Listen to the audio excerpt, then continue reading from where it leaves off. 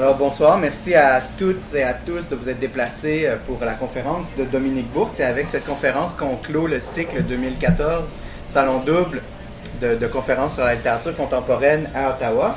Donc on a reçu 4 autres conférenciers et on termine le cycle avec cette conférence de Dominique Bourque que je vous présente tout de suite. Donc si vous ne la connaissez pas déjà, Dominique Bourque s'intéresse aux créations et auto-représentations des personnes marginalisées, exilées et ou racisées.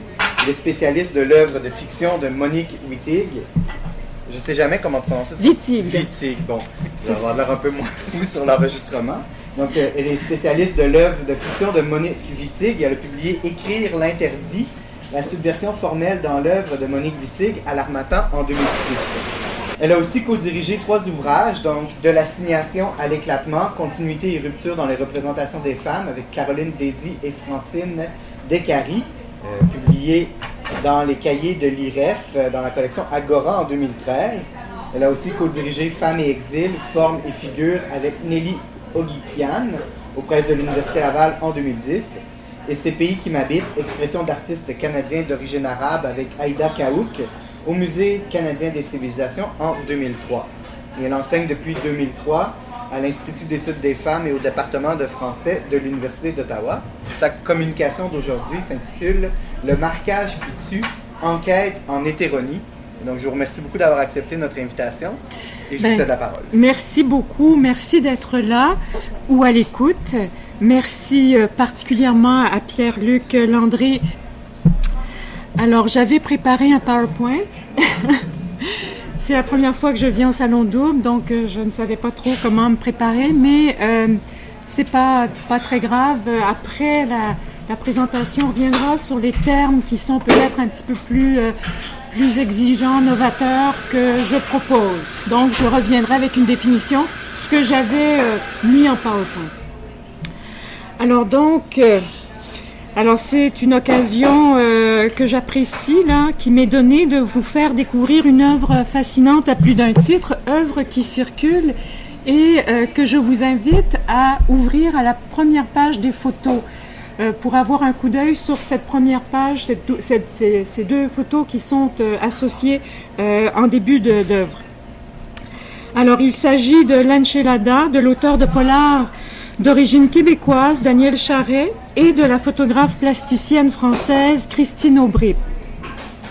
Publiée en 2011 aux éditions XE, cette œuvre constituée d'un texte et de photographies traque un crime qui passe inaperçu ou est banalisé et dont on sous-estime la violence et la portée. Mais avant de vous mettre sur sa piste et donc d'entrer dans le vif du sujet, je commencerai par situer l'œuvre en présentant les 3 dimensions esthétiques qui la distinguent, soit sa forme littéraire, sa fabrication et son point de vue. Dans la partie textuelle de l'Enchilada, l'instance narrative, Fern, alias Fernande, relate sa recherche de mégapole en mégapole d'une femme qui semble avoir disparu de la surface de la Terre. Par ce récit, cette œuvre s'inscrit dans la tradition du polar. Or, son titre étonne. À l'encontre de la pratique du genre, l'article et le nom qui le composent n'évoquent pas un meurtre ou un mystère à résoudre. Il n'y a en effet rien d'inquiétant dans le mets mexicain composé d'une crêpe de maïs farci que l'on retrouve désormais dans à peu près toutes les grandes villes du monde, crêpe dont se nourrit d'ailleurs Fern au fil de ses pérégrinations. Le choix d'utiliser un mot espagnol, 2e langue la plus parlée au monde, donne toutefois à réfléchir. S'agit-il de saluer les 400 millions et plus de terriens qui utilisent cette langue, d'interpeller une communauté linguistique qui n'entretient pas de prétention hégémonique vis-à-vis de la planète? Comme aucune explication n'est donnée dans le texte, je ne peux qu'émettre une hypothèse pour expliquer ce choix. Celle-ci s'appuie sur la signification du titre. Enchilada est le participe passé du verbe enchilar qui veut dire ajouter du piment. Nous serions donc en face d'une œuvre qui aurait été pimentée. A priori, Donner plus de piquant à la sauce d'un polar ne saurait le gâcher. Mais on a tout de même envie de connaître la nature exacte du condiment en question. Pour la trouver, le plus logique est de se tourner vers le personnage qui s'en sustente, et plus particulièrement de la pensée de Fern, puisque c'est elle que l'on suit tout au long de son enquête. Et que découvre-t-on? Eh bien, qu'elle est émaillée, cette œuvre, de réflexion sur les inégalités rencontrées dans ces villes agitées des pays traversés. Je cite, « Tout bouge, certainement, mais les mouvements se confinent aux étroits barreaux, quasi inamovibles, d'une échelle aux marches coupantes. » La présence de ces remarques correspond au phénomène de la politisation progressive du roman policier au XXe siècle. Cette politisation apparaît entre autres dans la conscience des rapports de domination qui s'y expriment. Par ailleurs, après l'émergence des nouveaux mouvements sociaux dans les années 60, un nombre de plus en plus important de femmes auteurs investissent le genre. À la suite de précurseurs tels l'américaine Anna Karenine Green et l'anglaise Agatha Christie, ces auteurs délogent les stéréotypes féminins, de la victime à la perverse en passant par la femme fatale. Stéréotypes qui s'y étaient incrustés. Elles le font en élaborant des personnages de femmes nuancés, autonomes et variés en âge, en parcours et en métier, dont celui central pour le genre d'enquêteur. Plutôt que d'être systématiquement relégués au rôle secondaire, ces personnages occupent désormais de multiples fonctions dans la structure même du récit. Loin de négliger ces apports, Charret et Aubry en ajoutent.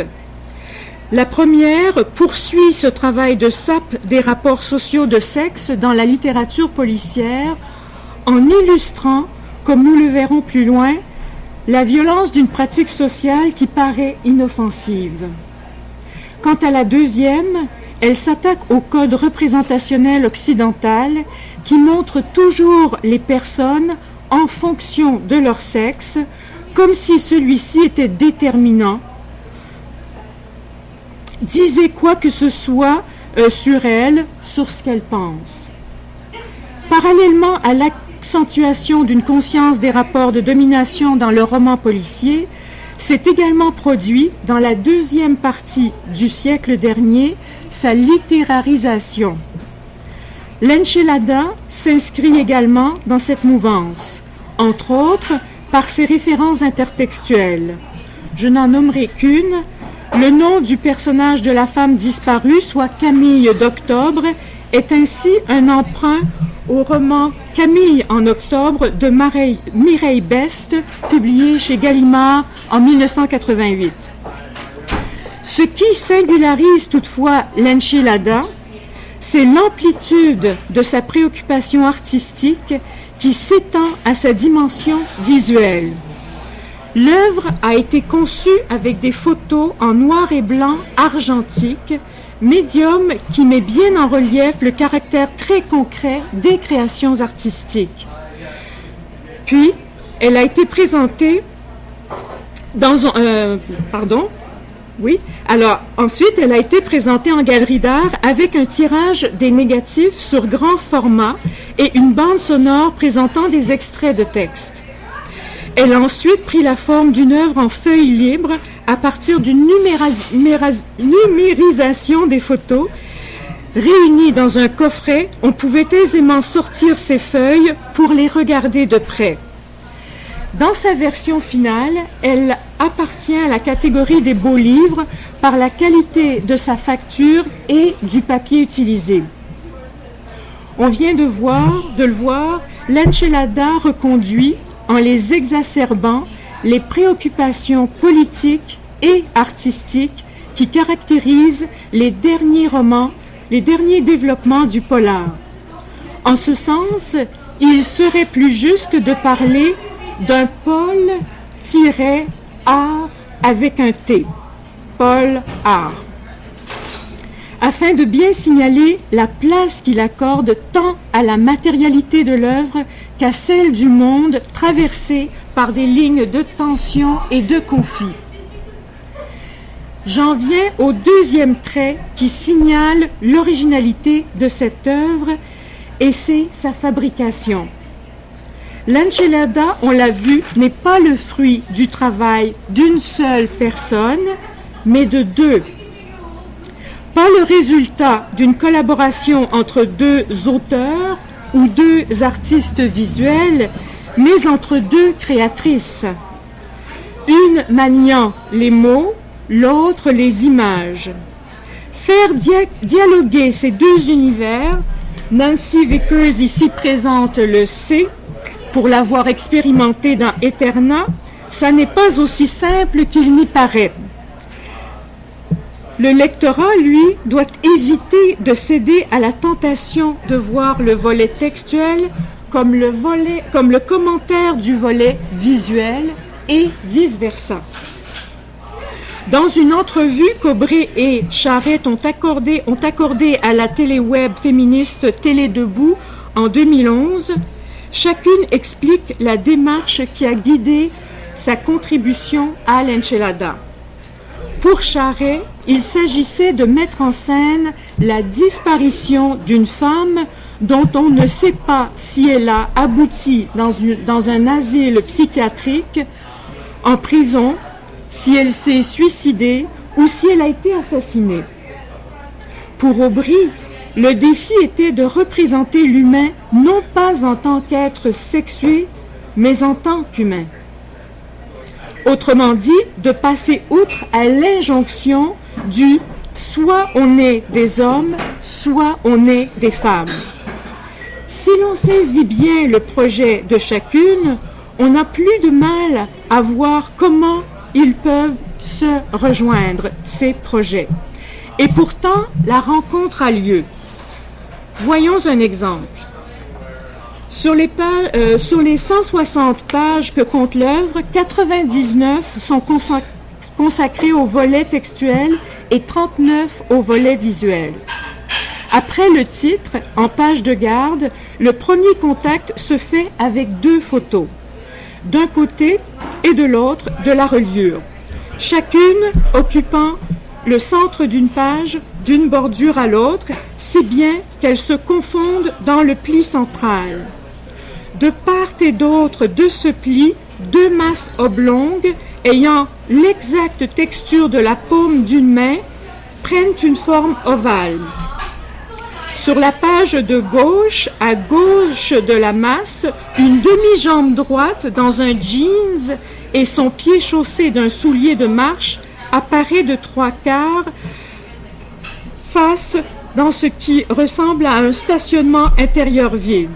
Sur la page de droite, à droite de la masse, on retrouve le même cadre, mais c'est la jambe gauche à hauteur de mollet qui est représentée sans la partie avant de la chaussure qui se trouve hors champ. Cette jambe est vue à partir de la droite plutôt que de la gauche. Bien que cette photographie nous happe dans l'espace du stationnement ou de l'œuvre, sa perspective est déstabilisante car on a l'impression d'être à la hauteur du sol, comme si on était couché à même le ciment dont on perçoit la rugosité. On résiste donc à cette identification et notre regard s'en trouve débalancé. Il s'accroche à la texture du jeans, à la semelle des chaussures, à la trace de peinture blanche sur le sol. Et puis, il y a cette portion de main qui bloque une partie du champ visuel et déporte notre regard. On a soudain l'impression de ne plus savoir voir. La matière, les textures prennent des proportions qu'on ne leur connaissait pas. L'incipit est moins déstabilisant, mais il évoque une situation difficile que nombre de personnes connaissent sur la Terre. C'est ce moment où l'argent vient à manquer. Je cite, « Il n'y en a plus beaucoup, Bientôt, il n'y en aura même plus. Plus de billets, uniquement des pièces qui teinteront au fond de mes mains. » Fin de la citation. L'histoire est déjà commencée. Nous y entrons pendant que Fern est bloquée dans une ville. L'argent qu'elle attend de la personne qui l'a engagée tarde à arriver. Or, elle en a besoin pour poursuivre son enquête sur la disparition de Camille d'Octobre. Pendant qu'elle attend, elle repense à ses va-et-vient entre l'agence de change et l'hôtel de gare où elle se trouve. Elle repense à sa façade, aux immigrants, aux voyageurs qui y font la queue, à tout cet argent que des gens ont tandis que d'autres n'en ont pas ou très peu comme elle. Elle marche sans cesse dans cette histoire et il y a beaucoup d'images de pieds chaussés dans les photos. 15 pages en comportent. C'est un point de rencontre entre le texte et le visuel. Et tandis que Fern marche, se déplace, les photomontages passent en mode vertical.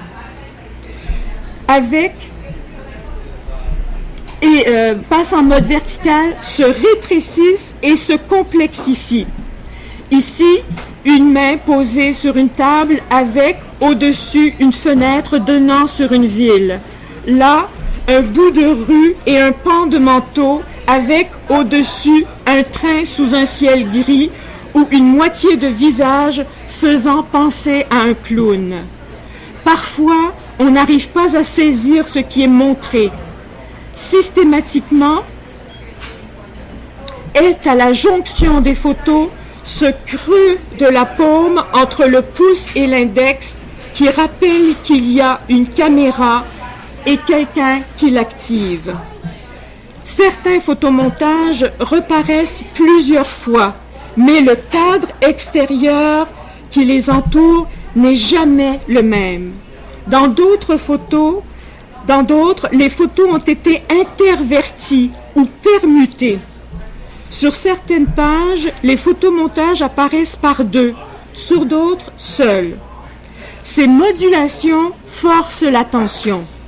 On les regarde comme autant d'indices à placer, replacer, tourner, retourner, jusqu'à ce que l'on puisse les comprendre et bien les situer comme les pièces d'un casse-tête. Toujours, c'est la matérialité du dispositif qui s'impose comme un leitmotiv. Dans le récit de Fern, ce qui ressort, outre ses observations, d'une part sur la similitude des villes et des modes de vie de pays en pays, et d'autre part sur l'omniprésence de la pauvreté et des injustices, ce sont ces énumérations. Et j'en donne un exemple. Voilà comment j'ai posé mes semelles sur des tapis de neige, de feuilles mortes, de glace vive, d'eau, de boue, de gravelle, d'asphalte, d'immondices, de carrés d'une herbe aux brins épais et coupants qui ont entaillé la peau de mes pieds. On le constate dans le texte comme du côté des images, c'est la représentation elle-même qui est en jeu. La représentation non seulement habile à se cacher, mais aussi à cacher des pans de la réalité. Charret et Aubray, qui ne sont pas trop de deux pour le faire, en soulignent la matérialité, mais aussi le caractère construit et donc fictionnel, d'où le sous-titre de l'œuvre qui est « Fiction-S ». Fiction donc au pluriel. Cette insistance sur les cadres économiques, sociaux ou représentationnels qui orientent nos perceptions lance un appel à la prudence vis-à-vis des points de vue qui circulent sur le monde. Et comme j'en arrive au troisième trait qui donne sa couleur particulière à l'enchilada, je vais en profiter pour vous inviter à mettre en pratique cette prudence. Fermez les yeux et essayez de vous représenter le personnage le plus invisibilisé, malmené, stéréotypé, détesté dans la culture. dans la culture occidentale depuis l'ère chrétienne. Ça y est, vous le voyez bien. Attention, ce n'est pas le pédophile, ni le batteur de femmes, ce n'est pas la belle-mère ou la sorcière. Je vais vous donner des indices. Lorsqu'il est dépeint dans la culture populaire, il est systématiquement sexualisé ou tourné en ridicule. On l'imagine en colère, mais non, on ne s'intéresse jamais aux raisons qu'il pourrait avoir de l'être. Il suffit d'ailleurs que le mot soit prononcé pour que toute capacité de réflexion s'envole. Je suis sûre que vous savez maintenant à quel type de personnage je fais référence. Oui, il s'agit bien des lesbiennes. Bien sûr, il y a toutes sortes de lesbiennes. Il y a celles qui vous diront être nées ainsi et celles qui vous diront qu'il n'y a pas de nature lesbienne, pas plus que de nature femme d'ailleurs. Ces dernières soutiennent, comme tant d'autres personnes, que chez les êtres humains, la sexualité, tout comme le sexe, est médiatisée, socialement construite. Parmi ces lesbiennes-là, beaucoup en ont assez des violences faites aux femmes et de l'impunité de ceux et celles qui les commettent. Beaucoup s'insurgent contre toutes les injustices, si bien qu'elles cherchent par tous les moyens à changer le monde. Daniel Charest, décédé en 2011, l'année même de la publication de l'Enchilada, était de celle-là. Christine Aubry est de celle-là. L'une et l'autre s'identifient comme lesbiennes politiques ou radicales dans l'entrevue susmentionnée. Ce courant de pensée prend ses racines dans le féminisme matérialiste qui transpose l'analyse marxiste des classes sociales sur le plan des catégories de sexe, qui sont vues comme des classes de sexe. Pour aller trop vite, cette analyse considère que les femmes sont des prolétaires et les hommes des propriétaires dans le système capitaliste patriarcal. Colette Guillaumet a montré comment les femmes étaient appropriées collectivement et de manière privée, par exemple par la disponibilité absolue que l'on exige d'elles, tant pour s'occuper des membres plus fragiles de la communauté qu'au sein de leur famille. Le viol, dans cette analyse, illustre cette double appropriation. Il rappellerait aux femmes qu'elles ne s'appartiennent pas en propre. Le lesbianisme radical se détache du féminisme matérialiste en ce qu'il met en question non seulement les catégories des sexes, mais l'ensemble des catégories sociales, à commencer par celle des sexualités. Il n'y aurait pas une sexualité normale et des sexualités marginales, mais des sexualités. Dans cette perspective, le passage de l'hétérosexualité, d'une sexualité parmi d'autres à la sexualité, correspond au passage des femmes du statut d'être libre à celui d'être approprié. Par le mariage patriarcal et la fidélité que l'on a longtemps exigé d'elles seules, elle devient un système de contrôle non seulement de la sexualité des femmes, mais de leur personne même, de leur temps et de leur corps. Elle devient, l'hétérosexualité, autrement dit, un régime politique que Daniel Charest nommait l'hétérosocialité. Or, dans ce régime, ce n'est pas seulement la classe des femmes qui est ciblée, mais tous les groupes sociaux exploités et opprimés. Les pauvres, les noirs, les hommes, etc. Pour le lesbianisme radical, ce qui est en cause, c'est l'appropriation par un groupe social de la norme. Cette appropriation repose sur l'invention d'une différence fondamentale sur la base d'une caractéristique physique. Le sexe, la couleur de la peau, un handicap, etc. Ou d'une caractéristique sociale, une appartenance culturelle, religieuse, une préférence sexuelle, etc. Celle-ci est investie d'un sens qu'elle n'a pas, cette caractéristique.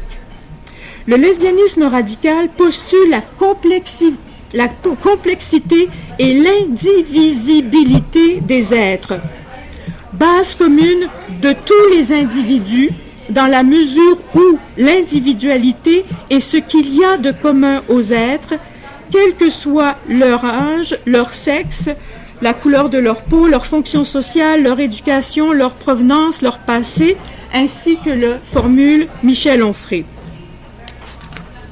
Vivre en hétéronie. Ah, qu'est-ce que l'hétéronie? J'avais indiqué cette définition-là dans le PowerPoint. Alors, je vous donne un petit peu ici ce que j'ai pour vous aider à suivre. Alors, hétéronie, espace transnational de catégorisation des êtres humains visant à préserver les intérêts financiers et politiques de groupes sociaux privilégiés. Ah, c'est ma définition. Alors, on peut le voir avec une majuscule, comme un pays à la grandeur de la Terre, ou on peut le voir comme un système idéologique niant l'hétérogénéité. Hétéronie, niant l'hétérogénéité, c'est-à-dire la complexité propre à la condition humaine d'une majorité d'individus afin de les exploiter. Alors, vivre en hétéronie, cet espace concret, matériel et mental de la division des êtres entre eux et en eux-mêmes, c'est disparaître plus ou moins, devenir un personnage, un rôle. Des comportements, des pratiques sont attendus de nous que nous n'avons pas le temps de questionner. Il fut un temps où, en se mariant, les femmes passaient de la tutelle de leur père à celle de leur mari, restant, au sens de la loi, d'éternels enfants. Au Canada, les femmes ont obtenu le statut de personne, leur donnant droit de siéger au Sénat en 1929. Dans l'Enchilada, Camille d'Octobre ne disparaît pas parce qu'elle a été tuée, se serait suicidée ou retrouvée en prison ou en hôpital psychiatrique.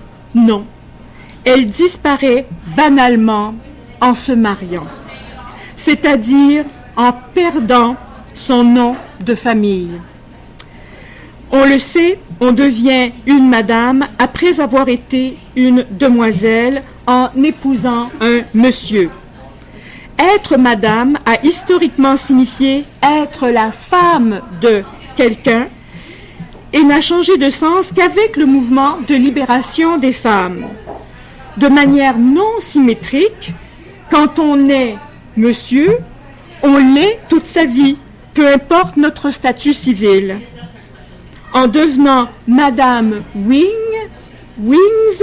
Camille d'Octobre s'est volatilisée dans la nature.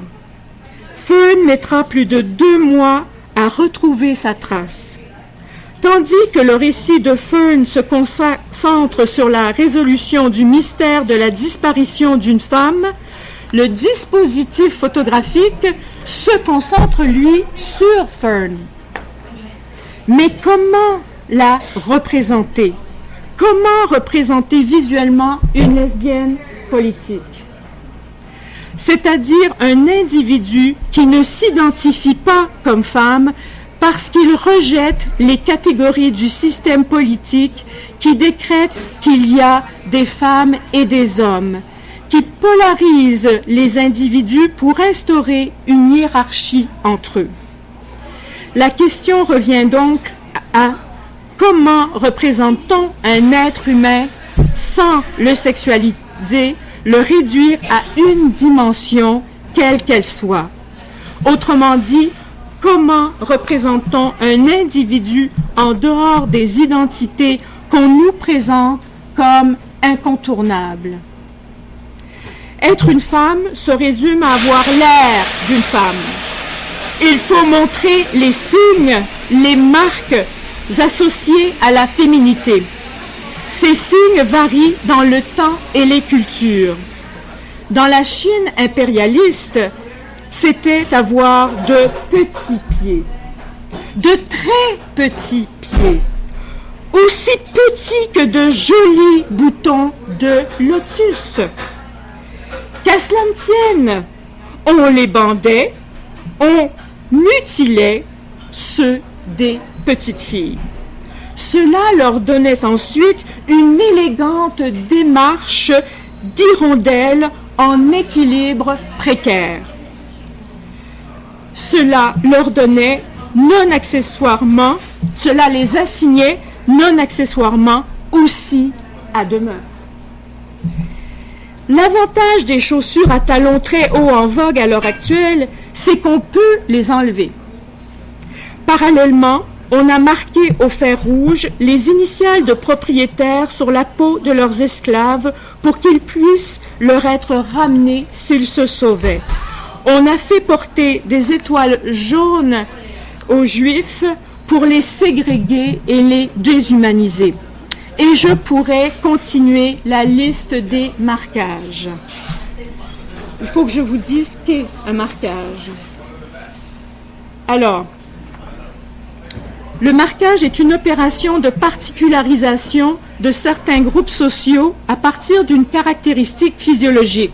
Je l'ai déjà mentionné, sexe, couleur de la peau, ou d'une caractéristique sociale, classe, région, statut, culture, investie d'un sens qu'elle n'a pas.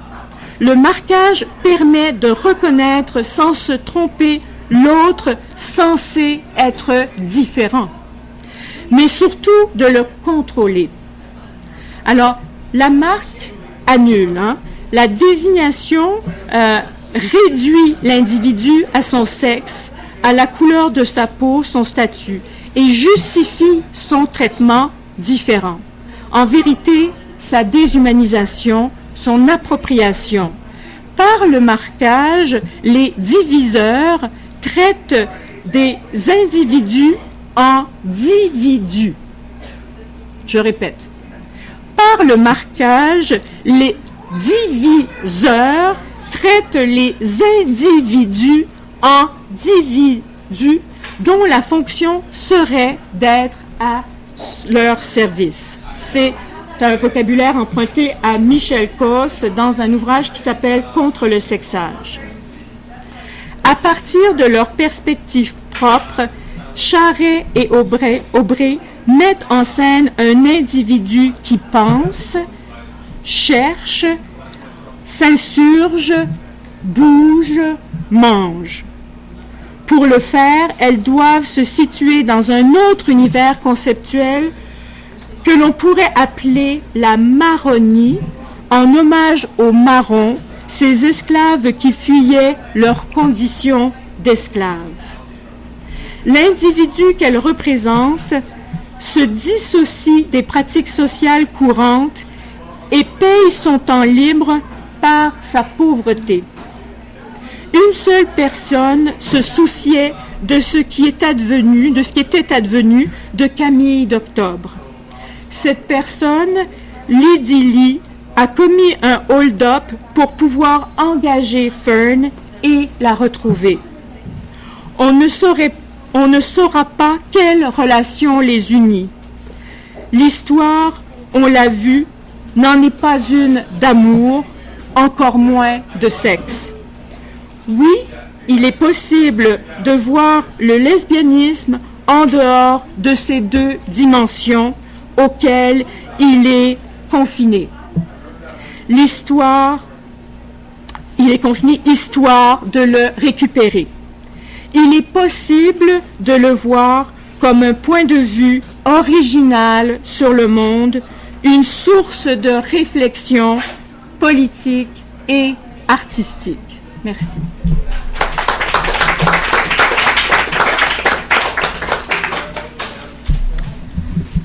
Je vais faire un petit changement sur le micro. Merci beaucoup pour cette conférence qui a dû être quand même assez demandante physiquement pour s'imposer par-dessus le bruit dont je m'excuse. grandement. C'est surtout que j'ai des lunettes de rapprochement qui ne me permettent pas de vous regarder. Alors quand je vous regarde, tout est brouillé. Ça, je trouve ça un peu dommage. Ben, vous pourrez peut-être les entendre. Donc je vais ouvrir la période de discussion. Là, j'ai plus mes lunettes. Est-ce qu'il y en a qui voudraient interagir, poser des questions, réagir, tout simplement? Est-ce que vous aviez deviné le personnage le plus détesté? Non. Le plus invisibilisé? C'est le plus invisibilisé. Et c'est celui qu'on confie. L'endroit où on le voit le plus, c'est où, à votre avis? Dans la pornographie. Mais est-ce que c'est des lesbiennes? Il y a une question que vous avez posée, que j'ai notée textuellement. Comment représenter visuellement une lesbienne politique? Je ne sais pas si on pourrait avoir un exemple avec le livre, parce qu'il ne s'est pas rendu jusqu'à moi. Je ne sais pas si les autres l'ont vu, mais... Alors, ce que fait en particulier Aubry, c'est de décaler toujours la perspective, de toujours... D'abord, jamais on a une image frontale d'un personnage. Il est toujours vu en partie, en portion, et vu... on voit son manteau, on le voit en action, on voit un pied en mouvement, on voit donc ce que fait ce personnage. À un moment donné, on voit une main posée sur une table et on se dit « Ah oui, c'est Fern qui est en train de réfléchir ou qui attend l'argent. Qui attend l'argent dont elle a besoin pour continuer son enquête. » Alors, on déphase toujours la perspective et on met toujours dans le champ visuel en face de l'œil une portion de main, une peau, qui montre bien qu'on est dans une représentation, que les représentations sont toujours cadrées. Hein? C'est toujours construit, c'est toujours médiatisé. Donc, qui regarde a un impact sur comment on voit les choses. Et donc ici, en décalant la perspective, on donne à voir le monde autrement. Et quand on n'est pas dans le monde, quand on ne participe pas à ces pratiques, à ces rituels, eh bien ça donne une chance de le voir avec un recul qu'on n'a pas autrement, qu'on n'apprend pas à voir dans le monde quand il nous conditionne. Est-ce que ça répond un peu à la question? Oui. Je serais intéressé à feuilleter l'œuvre. Oui, le livre, je ne sais pas où il est. Il est là. Désolé. J'imagine qu'il y avait peut-être des images dans votre PowerPoint. Okay. Oui, il y avait des images. Oui. C'est la même question, mais du côté du texte, comment représenter textuellement une lesbienne politique? Oui. Est-ce que c'est plus facile via le texte, plus facile via l'image? Alors, via le texte, ce qu'il y a de plus facile, c'est qu'il y a une tradition, une toute petite tradition, très, très jeune. Alors, à la fin de l'ouvrage, il y a un tout petit texte où les deux auteurs commentent un petit peu la fabrication de l'ouvrage, sa naissance, etc. Et un hommage est rendu donc à Mireille Best, qui parle donc d'une lesbienne, et qui en parle justement d'une manière différente de celle qui est normalement stéréotypée comme une camionneuse ou ou alors dans le cliché de la sexualité, de la perversion, de la monstruosité, de l'obsession, etc., de la maladie mentale, de l'immaturité, etc. Donc ça, ce sont des représentations auxquelles on est confronté. Alors, elle le fait en s'inspirant d'œuvres qui ont déjà été écrites. Pour Mireille Best, elle prend le titre et le donne donc au nom de son personnage, mais elle s'inspire aussi de Monique Wittig. Monique Wittig, dans par exemple Le corps lesbien, montre deux personnages qui sont à la recherche l'un de l'autre et qui ont du mal à se trouver. Alors imaginez que quand on est lesbienne, on peut avoir du mal à se trouver dans la société. Donc comment se trouve-t-on? Et comment se nourrit-on? Comment, justement, s'il n'y a pas de culture, s'il n'y a pas de photos, s'il n'y a pas d'image, s'il n'y a pas de point de rencontre, s'il n'y a... Alors donc, c'est cette démarche qui se fait à travers cet ouvrage où on a sans cesse des amantes qui se dévorent l'une l'autre. Alors c'est très particulier, métaphoriquement c'est très fort, comme s'il n'y avait pas d'autre nourriture que elle-même. Hein? Donc de se trouver pour se nourrir et se recréer. Alors, non seulement elles se nourrissent, mais elles se régurgitent. Alors ici, on pense évidemment au mythe de chrétien, hein, du corps eucharistique. L'ouvrage s'appelle « Le corps lesbien ». Dans cet ouvrage, beaucoup de mythes sont cités et dans la littérature mythique de l'Antiquité, les mythes tournent beaucoup autour de l'absorption et de la transformation. Hein. Ce sont des topiques. Et alors on voit pourquoi Monique Wittig se sert de ces deux mythes-là, le mythe de l'absorption et le mythe de la métamorphose, puisqu'il y a métamorphose avec la restitution à partir d'un autre point de vue, d'une autre source, hein, et ça change. Bon, alors il y a cette tradition-là qui commence beaucoup avec Monique Wittig dans sa version la plus percutante, si vous voulez, la plus originale. D'ailleurs, dans le corps lesbien, on a par exemple le mythe d'Orphée. Orphée qui, vous le savez, va en enfer retrouver Eurydice. Eurydice qui est décédée juste après le mariage, mordue par un serpent. Et donc Orphée, qui est poète, musicien, qui possède donc la clé des arts, va se servir de ses capacités pour descendre en enfer, charmer les démons qui gardent ses portes, réussir à faire en sorte que le roi des enfers lui accorde la permission de restituer Eurydice à la vie, mais à une seule condition, qu'il ne se retourne pas. Et donc, que va-t-il se passer?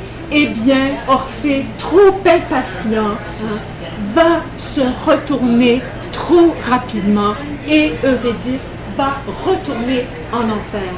Monique Wittig, dans son actualisation, va faire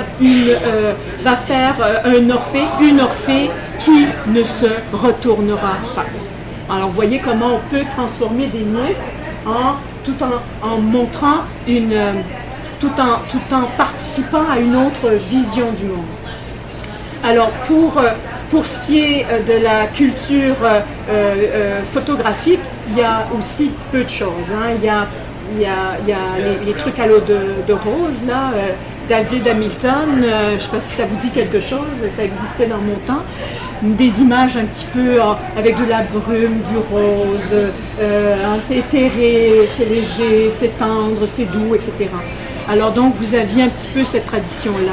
Mais pour le texte, il y a plus de matière. Je pourrais continuer à énumérer d'autres. Il y a aussi Anne Garretta qui a produit un ouvrage qui s'appelle Sphinx, qui met en scène des personnages dont les critiques se sont acharnés à essayer de réduire à leur sexe, alors qu'elle n'avait indiqué aucune marque de genre dans son œuvre, ce qui est d'une virtuosité incroyable dans la langue française. Essayer d'écrire tout un texte avec comme personnage principal et les deux personnages principaux, sans marquer le sexe, vous allez voir que c'est extrêmement difficile. Si vous ne vous arrêtez pas au bout d'un paragraphe, chapeau, c'est vraiment difficile. Donc elle a réussi cet exploit de faire tout cet ouvrage. Alors ce qui fait qu'elle sort les individus de leur perception comme sexuée. Elle leur redonne une humanité, une complexité, une force. Voilà. Est-ce que j'ai répondu à votre question? Oui. Je trouve intéressant l'image de main ou de pied parce que ça met en question la continuité du corps aussi. Parce que le corps devient fragmenté, la main devient l'application plutôt de l'espace que du corps. Parce que d'une certaine manière, le corps lesbien aussi fragmente le corps social interrompu. Alors, ce que fait en fait le corps lesbien, l'œuvre de Monique Wittig, le corps lesbien, parmi les autres dimensions qu'on lui donne, c'est d'essayer de regrouper toutes ces parties du corps des femmes qui ont été morcelées, hein, suivant un autre mythe qui parle justement d'un personnage qui est morcelé, d'une figure qui est morcelée et dont on doit retrouver tous les morceaux. Hein. C'est une quête amoureuse incroyable de partir à travers le monde et d'aller chercher ces morceaux et de les recoller pour redonner vie à l'amour disparu. Évidemment qu'il y a aussi cette intertextualité dans le roman, l'œuvre, parce qu'on ne peut pas le qualifier de roman, puisque c'est une œuvre qui est double. Hein, alors c'est pour ça que j'aime bien l'appellation polar avec un T. Je trouve que c'est quand même intéressant, puisqu'elle met tellement l'accent sur la dimension matérielle et artistique, pour aussi éviter d'être encore une fois relégué du côté simplement de l'art engagé, de l'art pamphlétaire, et donc d'être expulsé, hein, du statut d'art. Et ça, c'est toujours ce qui guette les artistes qui travaillent à partir d'un point de vue minoritaire. Mais alors oui, donc, c'est ça, on n'a que des morceaux, et qu'est-ce qu'on fait? Ah, alors on peut au moins les lire et les replacer. Alors à la toute fin, si vous remarquez bien, dans le dernier, alors il y a les morceaux qui se mettent en place. Hein. Vous avez peut-être un peu remarqué là.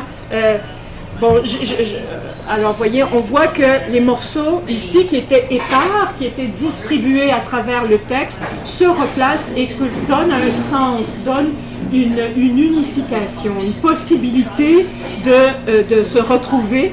Et ça survient à partir du moment où le personnage est retrouvé. Le personnage de Camille réapparaît. En fait, c'est Camille qui réapparaît.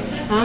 Tout le périple de Fern aboutit finalement à voir que Camille, elle est revenue avant elle, à destination.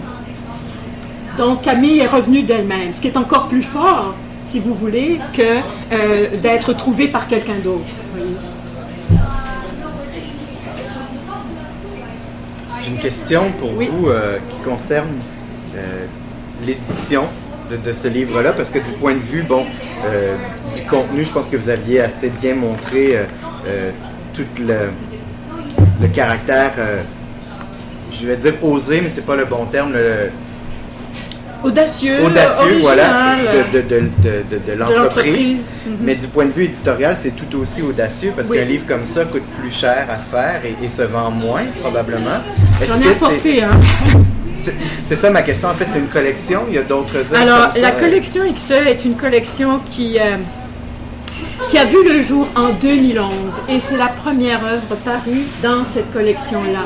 C'est une maison d'édition toute jeune qui s'appelle XE, qui est une collection féministe, hein, qui donc publie des femmes et des hommes qui rédigent des textes avec une perspective féministe ou lesbienne radicale, ou etc.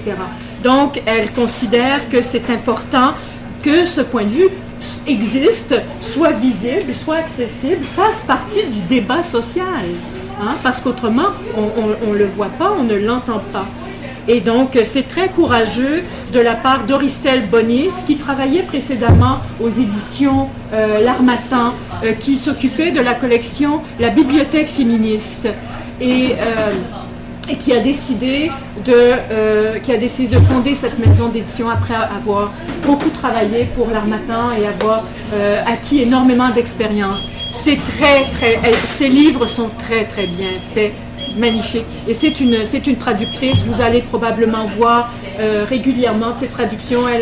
Elle a traduit toutes les grandes féministes américaines, elle a traduit Donna Haraway, elle a traduit Judith Butler, elle a traduit énormément de...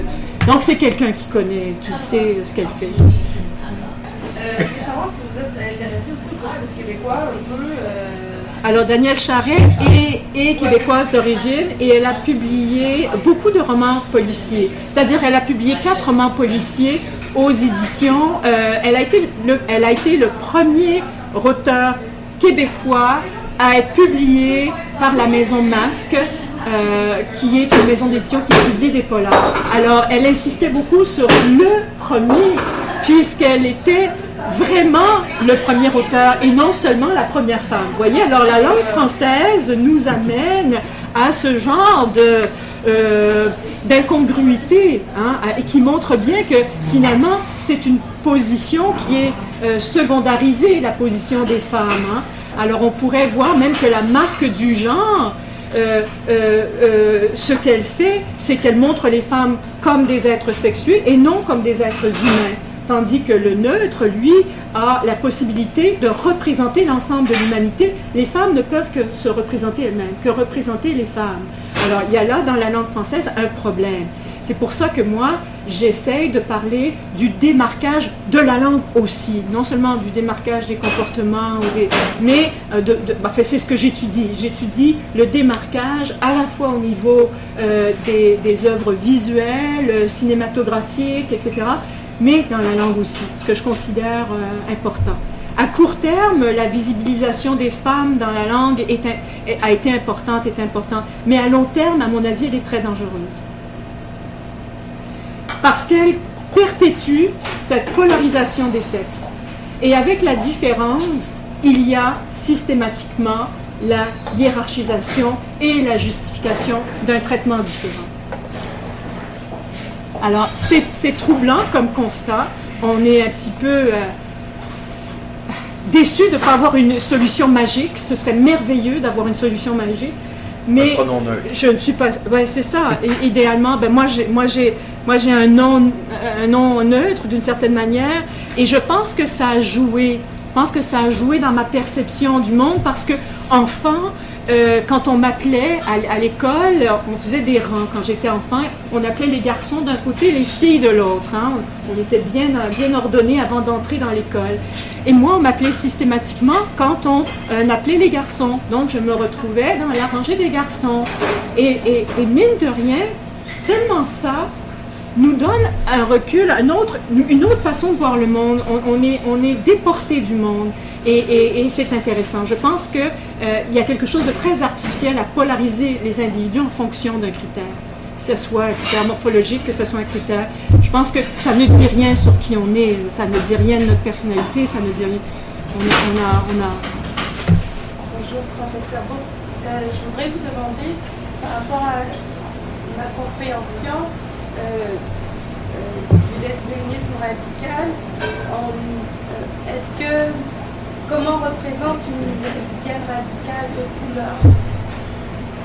Est-ce qu'il faudrait la sortir de l'invisibilité, c'est-à-dire de l'identifier à travers justement la couleur pour qu'elle existe, ou il faudrait rester dans une perspective justement où on ne caractériserait pas cet individu-là? Alors, la difficulté du monde dans lequel on vit, c'est qu'il divise. Il divise à tous les niveaux. Diviser pour régner. Donc, on divise l'humanité en hommes, en femmes. Ensuite, on divise les groupes en pauvres, en riches, en immigrants. Alors, on est constamment dans des catégories qui nous divisent les uns les autres, qui nous divisent en nous, mais qui nous divisent les uns les autres. Alors, c'est toute la problématique de l'intersectionnalité que l'on voit beaucoup dans les études féministes, les études des femmes. Ça. La question de l'intersectionnalité, c'est comment s'amalgament toutes les discriminations. On ne peut pas simplement les voir comme un ajout. On ne peut pas simplement dire il y a la blanchitude qui compte pour tant, il y a la sexualité qui compte pour tant. C'est pas une histoire de calcul, une histoire mathématique. C'est vraiment des alliages qui sont très très difficiles, dont il est très difficile de saisir la proportion de ce que telle chose a comme poids dans la façon dont la personne va être traitée. Alors, il faut simplement tenir compte de la multiplicité constamment des possibilités d'être. Et donc, en représentant des lesbiennes, on en représente de toutes les façons, de toutes les formes. Alors, si on pousse le raisonnement au bout, et si une lesbienne n'est pas une personne qui il n'y a pas de nature d'associer au lesbianisme, le lesbianisme n'est même pas associé au sexe féminin. on peut être lesbienne si on est un homme. Voyez? Alors, c'est une perspective sur le monde. Et c'est pour ça que Monique Wittig, par exemple, a eu un écho très général. Elle a rejoint beaucoup, par exemple, d'hommes qui trouvaient pertinent de faire sauter ces catégories-là. Non seulement celles de sexe, mais celles de sexualité aussi. Et à la suite, là, on peut effectivement penser à toutes les autres discriminations qui s'ajoutent. Mais c'est difficile, c'est exigeant, c'est complexe, c'est sûr. Ouais. Merci pour votre question. Je voulais savoir si vous avez étudié le cas particulier de Nicole Brossard. Oui, c'est vrai, mais j'ai même pas répondu à votre question. C'est incroyable, hein? Comment on peut partir, je ne sais pas pourquoi. Non, mais oui, mais merci de me ramener. Alors donc, oui, c'est parce que Danielle Charret était le premier auteur à être publié au Masque. Alors, avant de vivre en France, parce qu'elle s'est exilée, elle est allée vivre en France, elle vivait au Québec, et donc les œuvres qu'elle a publiées ont été publiées. Il y en a une qui a été publiée au Québec que je vous recommande si jamais cet auteur vous intéresse, qui s'appelle « Mais où aimer ?» et qui est absolument un bijou d'humour, un bijou de subtilité sur le plan du langage. Ça joue avec les mots, on le voit déjà, mais où aimer. Alors, c'est deux personnages qui s'en vont en camping, deux personnages d'intellectuels qui partent dans une voiture break-ballante et qui s'en vont en camping dans un coin perdu et qui n'arrivent pas à trouver d'endroit. Et la nuit commence à tomber et elles sont constamment en train de se contester la façon dont l'une dit une chose et l'autre dit l'autre chose. C'est-à-dire qu'elles ont des points de vue très différents et donc elles sont dans le langage, tellement dans le langage qu'elles sont tout à fait inadaptées pour l'expédition qu'elles vivent et c'est absolument fabuleux. Et dans cet ouvrage-là, une façon de créer le démarquage, c'est de reporter l'indice du sexe presque à la fin du livre. Alors pendant tout le livre, on ne sait pas s'il s'agit effectivement de femmes ou d'hommes, mais à un moment donné, il y a un participe passé qui nous indique qu'il s'agit de femmes. Ce qui nous permet, pendant une bonne portion du livre, de ne pas les voir de manière restrictive. Hein? Donc on les voit comme des êtres humains et soudainement, voilà, bon, ils auraient pu être un homme, ça n'a plus d'importance. Alors, autrement, pour les auteurs québécois, je n'ai pas étudié l'œuvre de Brossard. Elle est très, très formelle, l'œuvre de Brossard. Il y a toute une polémique en ce qui la concerne. Est-elle essentialiste ou non? Se situe-t-elle comme une lesbienne au sens où il y aurait une nature lesbienne? C'est pas une œuvre que je connais, alors je ne peux pas en parler. Je suis une spécialiste de la littérature française de France, donc c'est une lecture, c'est pas une littérature que je connais. J'essaie de penser à d'autres auteurs. En avez-vous d'autres en tête là pour m'aider? Il y a une collective qui a eu une prise de position, en fait, une construction identitaire lesbienne qui a été effectuée, si je peux dire, dans la prise de parole collective des féministes des années 70, 76, 80, notamment dans les têtes de pièce. Il y a eu beaucoup de débats, mais c'était pas autour de l'esthétisation, si je peux dire, de la parole lesbienne ou de l'identité lesbienne. C'était vraiment plutôt une prise de parole politique, mais Nicole Brossard était là aussi. Oui. Mais il y a eu Jovette Marchessault, il y a eu des textes très, très, très forts, mais je pense que elles se sont situées dans une visibilité, c'est-à-dire que pour elles, comme pour le mouvement féministe, comme pour le mouvement des homosexuels masculins, il faut en passer par une phase de visibilité et d'auto, dont on se nomme, on se dit, et donc identitaire. Moi, je parle plus de l'identité, hein. On accepte le marquage, mais on en fait quelque chose d'autre. Hein. On s'approprie l'identité qu'on nous a imposée. L'identité, on nous l'a imposée, mais on se l'approprie, on en fait quelque chose d'autre. L'étape suivante, c'est justement de voir que c'est très limité et que ça reconduit les mêmes idéologies et les mêmes comportements et les mêmes différences qui permettent de manière plus subtile d'autres traitements différents. Hein? C'est ça. C'est la difficulté de sortir d'une idéologie qui est extrêmement bien huilée et qui se reconstitue et qui récupère toujours. Hein? On récupère les lesbiennes en les montrant comme des aguicheuses, quoi. Alors, c'est ça. Ou comme des êtres ridicules et donc pas dignes d'être écoutés, pas dignes d'avoir la parole. Alors la violence qui s'exerce à l'endroit des lesbiennes, c'est celle-là, c'est l'invisibilité. La violence qui s'exerce à l'endroit des hommes gays, ben, c'est une violence physique. Alors donc il faut replacer les êtres à leur place, il faut suivre. Mais c'est ça, la littérature... Le travail formel de... Ouais. Excusez, Ouais. Allez-y. Le travail formel de Brossard, c'est pas une façon de réinventer ces codes. Le travail formel en littérature de Brossard, c'est pas justement une façon de non seulement investir des codes pour les subvertir, mais d'en réinventer de nouveaux. Oui, absolument. Elle a ouvert le champ du possible, du visuel, je veux dire, elle a parlé de la sexualité des lesbiennes. Sous la langue, et Sous la langue est un poème absolument fabuleux, extraordinaire, je veux dire, très très beau à mon sens, sur le plan musical, sur le plan de la recherche des rythmes et tout ça, c'est très très très beau. Elle a donc donné une réalité à des expériences qui n'en avaient pas. Et là-dessus, c'est un apport immense. Elle a transformé le langage pour le rendre plus apte à parler de réalités qui n'étaient pas abordées et donc qui n'avaient pas d'existence. Quand quelque chose n'a pas de nom, quelque chose n'existe pas. Et c'est pour ça que j'en parle dans le livre de Charest. Hein. Camille d'Octobre n'a plus de nom, elle n'existe plus. Il faut avoir un nom, il faut nommer les choses. Les écrivains sont très, très, très importants dans une société. C'est fondamental d'avoir des mots pour dire les choses. Alors, mais je devrais me pencher sur l'œuvre de Brossard. Je devrais le faire. J'ai plutôt étudié, j'ai plutôt étudié d'autres œuvres. Éventuellement, j'y viendrai. Je suis sûre que j'y viendrai.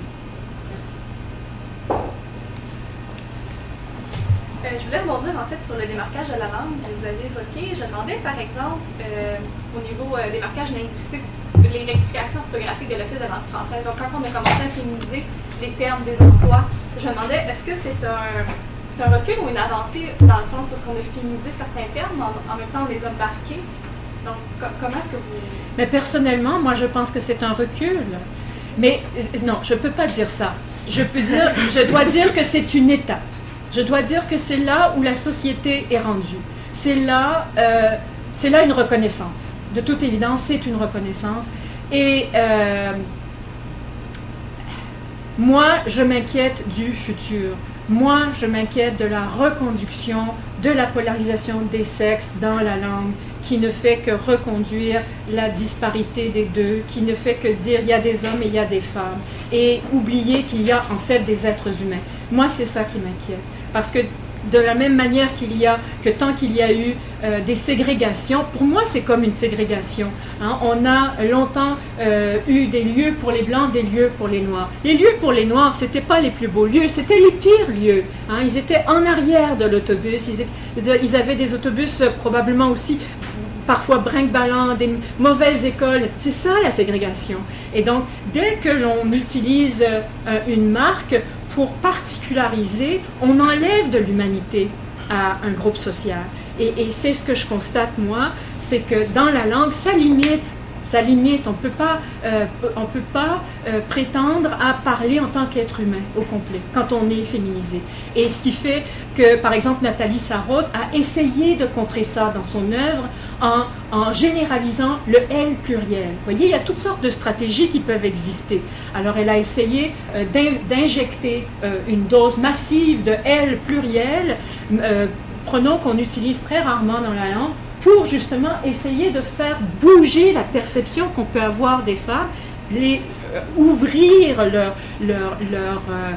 leur visibilité, etc. Monique Wittig, elle a préféré utiliser, par exemple, dans son premier roman, le « on ». Alors, elle a utilisé un pronom qui n'est pas marqué, de sorte qu'elle a pu donner à des petites filles une humanité qui n'allait pas conditionner leur rapport au monde, qui n'allait pas faire d'elles des êtres qui se préoccupent de leur apparence, qui pensent en termes de se marier. Il faut penser à l'époque, hein, on était en 1964, donc c'était un petit peu le sort qui était réservé aux femmes à cette époque-là. Donc à chaque époque, il y a des stratégies qu'on peut utiliser pour faire un petit peu bouger les choses. Alors moi, j'anticipe qu'un jour, on neutralisera la langue. Le phénomène avait commencé à se produire avant le mouvement féministe. Alors on ne peut pas tout faire en même temps. Il y avait des pratiques qui neutralisaient la langue. Et d'ailleurs, parfois, on voit même des hommes utiliser toutes, hein, se nommant « je suis toute ».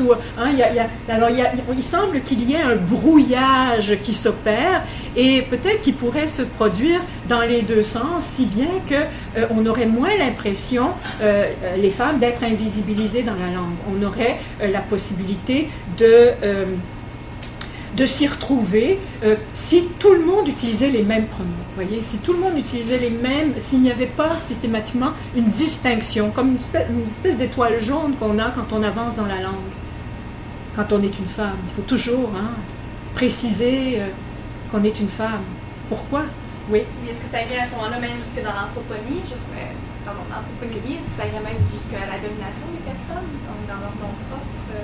Cette démarcation-là qui pouvait se faire. Qu'est-ce que vous voulez dire? Par exemple, je ne sais pas, quelqu'un s'appelle Mathieu, Dominique, est-ce que c'est marqué masculin, féminin, est-ce qu'on irait jusqu'à avoir des noms propres neutres, mais une neutralité? Tant qu'un nom peut être utilisé par tout le monde, à ce moment-là, il n'y a plus rien qui est associé de réducteur à ce nom-là. Et moi, je pense que oui, je pense que c'est utopique, hein? Je suis tout à fait, j'assume, mais je pense que la société s'en porterait mieux, personnellement. Je pense que si tout le monde pouvait donner le nom qu'il veut, ouvrir sa garde-robe, décider je vais porter une jupe ou je vais porter un pantalon aujourd'hui, pourquoi pas? Et ce qui serait intéressant à partir de ce moment-là, c'est que ce serait notre propre originalité qui ressortirait plutôt que simplement se conformer à des codes qui existent et qui nous orientent et qui nous affectent malgré nous. Ces codes-là nous affectent. C'est des conditionnements. Je veux dire, c'est vraiment... on se réprime à correspondre. Et puis ça commence tellement jeune qu'on ne s'en aperçoit même pas. Hein? Quand on est une petite fille, on est jolie. Quand on est un garçon, on est audacieux. Hein? Et quand on est une petite fille, on veut être jolie. Hein? Alors moi, je me rappelle, je voulais être bon. Mon frère était bon, je voulais être bon. Je voulais pas être jolie. Hein? Alors donc, je pense que si on pouvait vraiment sabrer dans ce genre de comportement et ce genre d'attente et ce genre de... Ça permettrait à chaque individu de se vivre pleinement, ce qui, en ce moment, ne me semble pas le cas. Je pense que ça continue sous d'autres formes plus subtiles, qui probablement, moi, vont m'échapper parce que j'appartiens à une autre génération, mais je sais que le système est bon à se remettre sur ses pattes. Alors oui, je pense que ça irait jusqu'à changer... mais vous savez qu'il y a, dans plusieurs pays, il y a des parents qui refusent de donner le sexe de leurs enfants. Hein, c'est une pratique qui se fait beaucoup dans les pays scandinaves. On ne donne pas le sexe des enfants. Les parents gardent cette information pour eux. Ils vont à l'école, les professeurs ne savent, personne ne sait, sauf les parents. Et les enfants s'habillent comme ils veulent. C'est-à-dire qu'ils mettent ce qu'ils veulent, des couleurs qu'ils veulent. Et donc les parents ont l'espoir que ça va faire d'eux des êtres qui seront beaucoup plus forts et beaucoup plus capables de se développer, de s'épanouir. Évidemment, à partir de l'âge de 6 ans, la maternelle ça va, mais à partir de l'âge de 6 ans, ça devient beaucoup plus compliqué pour les parents à cause du système. Mais c'est un mouvement, c'est une démarche qui est faite et qui m'apparaît moins intéressante. Oui? C'est une question un peu en dehors peut-être du sujet de la conférence, mais je vois ça dans ce que je perçois de votre discours. Clairement, la question du genre social, c'est fondamental, c'est un nœud, une articulation.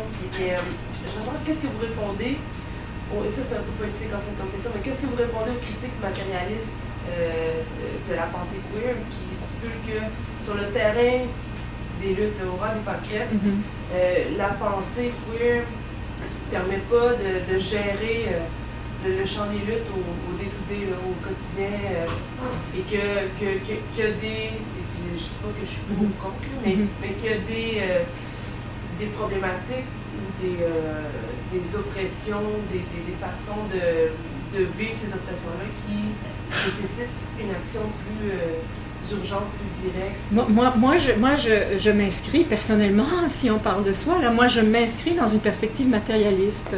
Je ne m'inscris pas dans une perspective queer. Effectivement, je ne pense pas que le discours soit seul responsable, les représentations soient seules responsables des discriminations. En fait, la perspective queer, elle reste assez normative. Hein? Elle reconduit les genres, elle les reconduit, elle dit simplement qu'on peut en jouer, mais elle les maintient. Tandis que dans une perspective féministe matérialiste, au contraire, hein, on dit les genres c'est dangereux, il faut s'en débarrasser. Alors vous voyez, c'est ça la distinction. Moi je me positionne dans une perspective beaucoup matérialiste, carrément matérialiste. Mais ici on travaille avec une œuvre et donc je travaille avec des formes.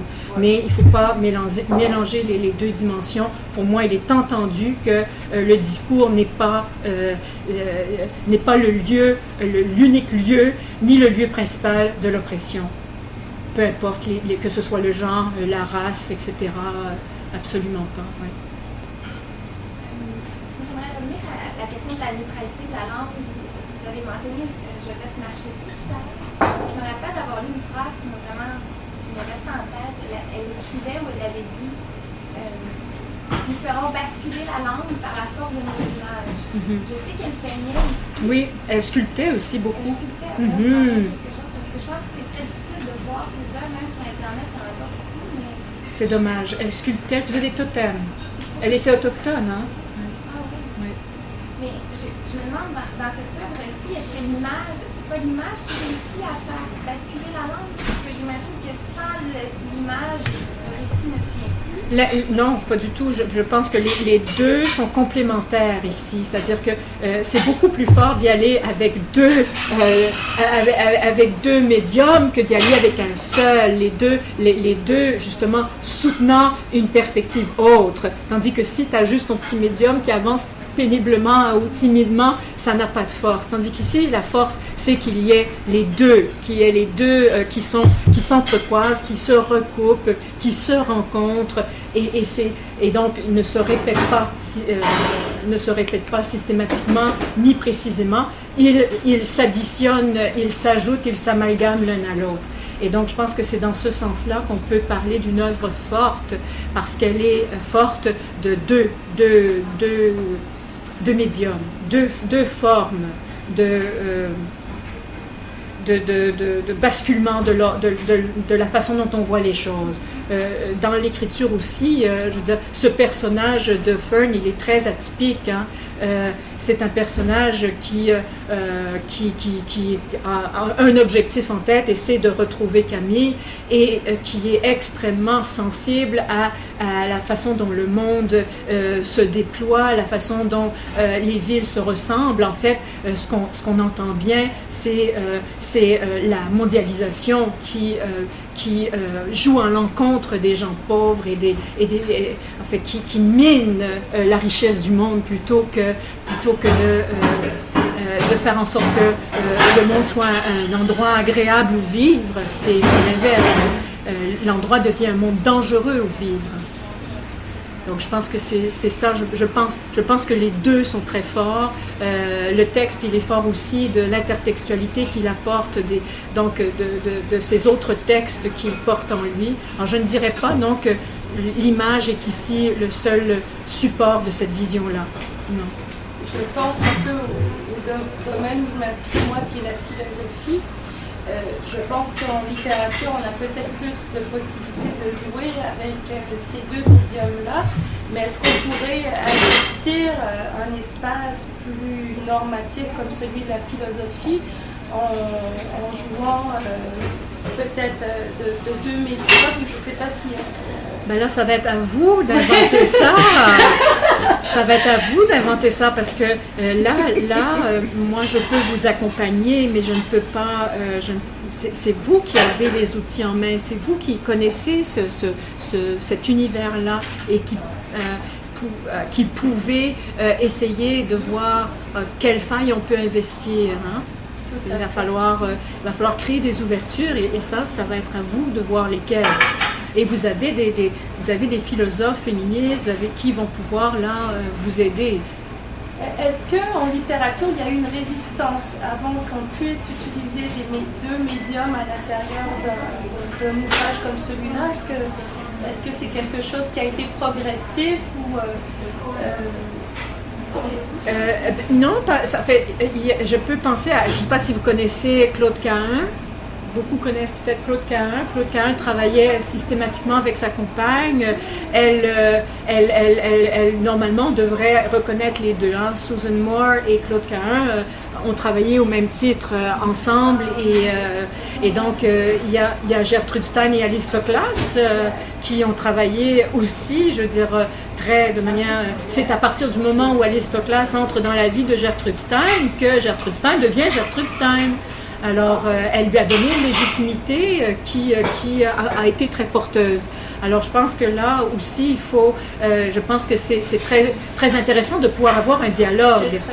Ça aide énormément, ça change, ça aide énormément, c'est sûr. Ouais. Il y a quelque chose qui m'apparaît essentiel dans votre discours, puis surtout dans votre discours sur cette œuvre-là en particulier, c'est la nécessité de l'anthropophagie, finalement. Que ce soit l'anthropophagie culturelle de Andrade ou l'anthropophagie identitaire ou celle du genre. Et là, j'entends genre comme genre littéraire ou artistique, mais cette espèce de nécessité de se dévorer soi-même et de dévorer l'autre pour en arriver à une identité qui ne soit pas normative. Et ça vaut pour l'identité femme, l'identité œuvre d'art, je pense, enfin. Moi, j'ai un petit peu de mal avec le mot identité, mais je comprends très très bien ce que vous voulez dire et je pense qu'effectivement, comme il n'y a pas de lieu, il n'y a nulle part où aller, hein, on ne peut pas sortir du monde a priori et le monde nous dit que c'est ça le monde. Donc, par où passer pour en sortir? Et donc, comment faire pour se distancier de ce monde-là, sinon en justement trouvant des points de connivence avec d'autres et pouvant justement élaborer autre chose, ouvrir une faille, ouvrir une porte, ouvrir une issue. La littérature est un langage. On s'inscrit dans le médium dans lequel on travaille. Je suis sûre que, je ne connais pas assez la photographie, mais je suis sûre que Christine Aubry se nourrit de ce qu'elle a vu, ce qu'elle a lu, ce qu'elle a vu et ce qu'elle a compris de la photographie. De la même manière, les auteurs se lisent entre eux et réactualisent le langage et le font à partir de ce qui est possible dans l'époque où ils vivent. Hein, donc c'est un rapport à la fois au médium, dans le temps, et un rapport à l'époque, à la période contemporaine. Donc il faut trouver ce point de jonction, hein, être aussi sensible à ce qui se passe aujourd'hui qu'à ce qui s'est déroulé dans le temps. C'est comme un langage. La littérature, c'est un langage. Il faut la posséder pour pouvoir la développer, l'utiliser dans un nouveau contexte qui est le nôtre. L'anthropophagie, c'est une image qui est forte, qui je pense, donne donne une idée du désespoir dans lequel on peut se trouver. Quand il s'agit de se manger la main, pour survivre, c'est fort. On comprend tout de suite à quel niveau on est, à quoi on en est réduit. Je pense que c'est ça. On en fait quand même un bon bout, là. On ne va pas vous épuiser non plus ce soir. Mais je vous remercie beaucoup pour d'avoir clos de cette manière notre cycle de cette année. Ça me fait très plaisir de vous avoir reçu, puis je pense que ça a fait plaisir à tout le monde aussi. Merci beaucoup. Merci à vous, merci beaucoup, merci à vous.